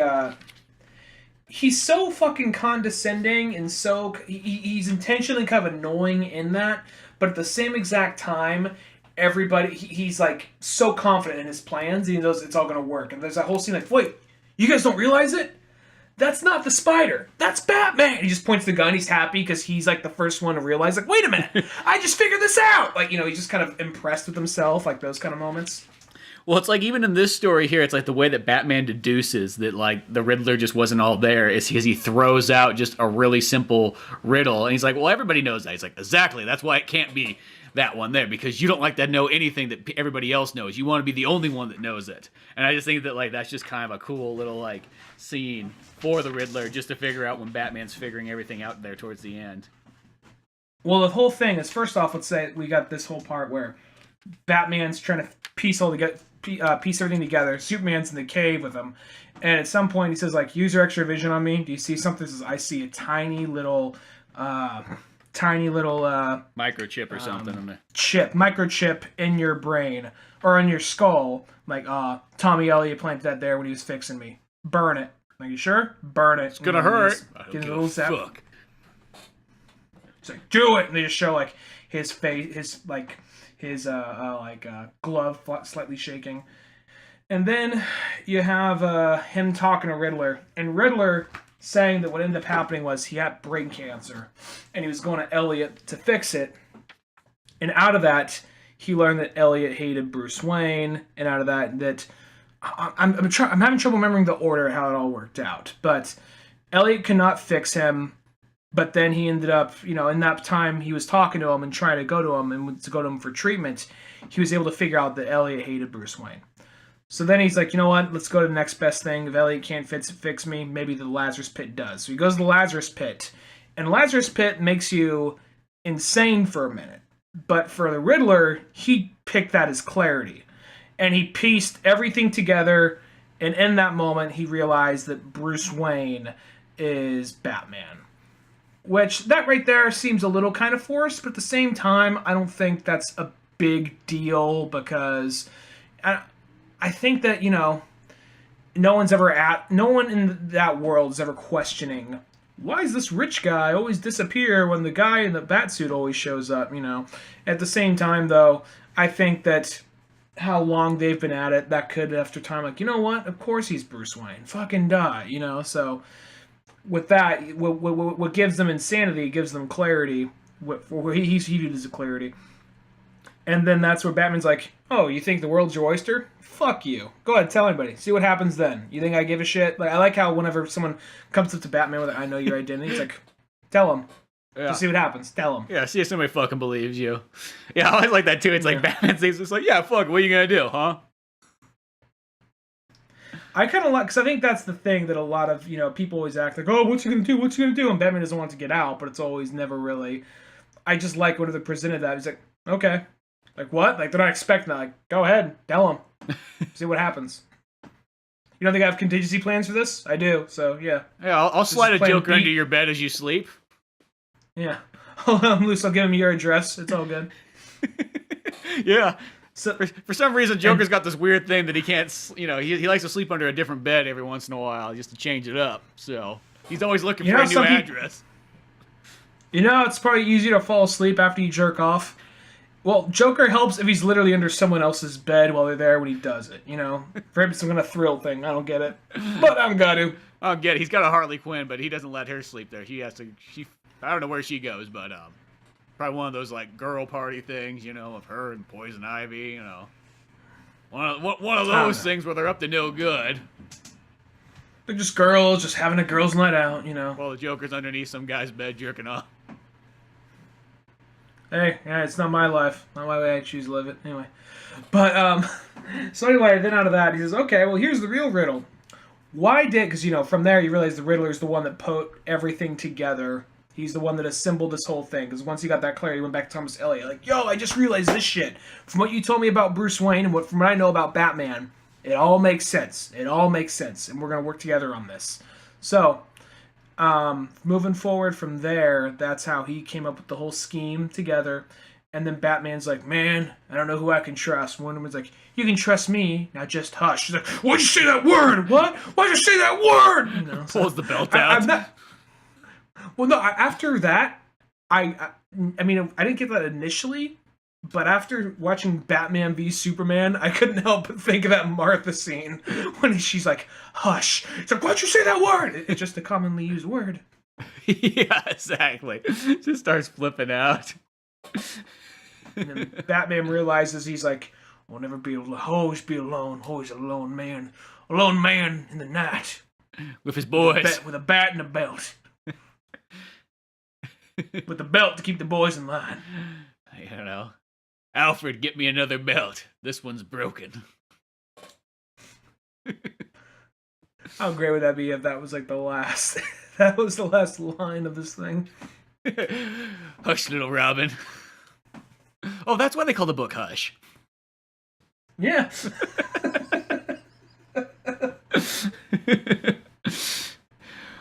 But yeah, no, this one's book, so it's just like, it literally to I'm me... not sure if we really sold anybody on it with all our fucking different tangents. Yeah, we might have like dissuaded anybody, but it really is like I'd actually really say like out of all the comic books ever made, it probably is like literally like the number one best comic book I can think of. Like I just mean like all in all. I'm not saying like can be like maybe your personal favorite, but just as far as like story, characters, art, like the full package, it's literally like the pure perfect book as far as comics go. Mm-hmm. Like I really can't think of anything that like technically as far as like high quality really tops it at the end of the day. Yeah, this has to be probably one of my favorite, probably easily with somewhere in my top 3 favorite Batman stories. Yeah. It's one of those ones, just it's so good. And it's just like, it doesn't matter how many times you read it. You always read it and you're like, it's like, there's just such magical moments in there that I think that like either, if you haven't read it in a while, go back and reread it. If you've never read it before though, it's like, it's definitely like the must read Batman book. I couldn't recommend any book higher than this one. Not even Long Halloween, and that one I love really too. That one's like, I probably would still say is like, grab Hush, then grab Long Halloween. Though you can't really go wrong with both of them. Long Halloween is just because it's a lot longer. So it's much more of a slow burn. This is very much a fast-paced action story, but Long Halloween is much more of a slow burn type story, but still fantastic. Yeah, exactly.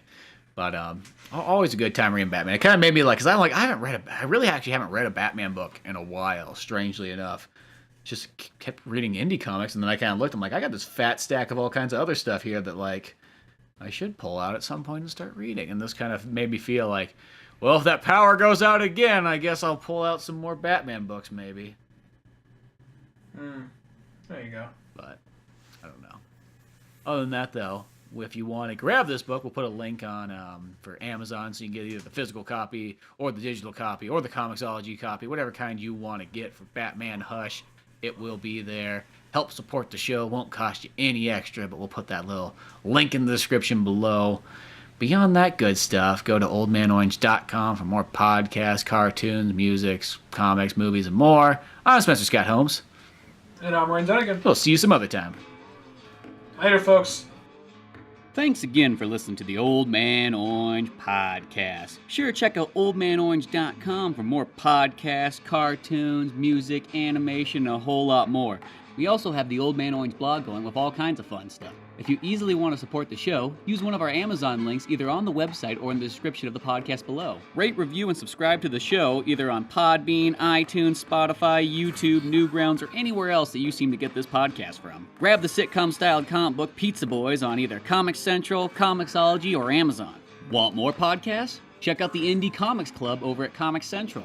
I also got a workout website called Thor's Hidden Gym, filled with fitness tips and tricks, videos, and a whole lot more fun stuff in the calisthenics world.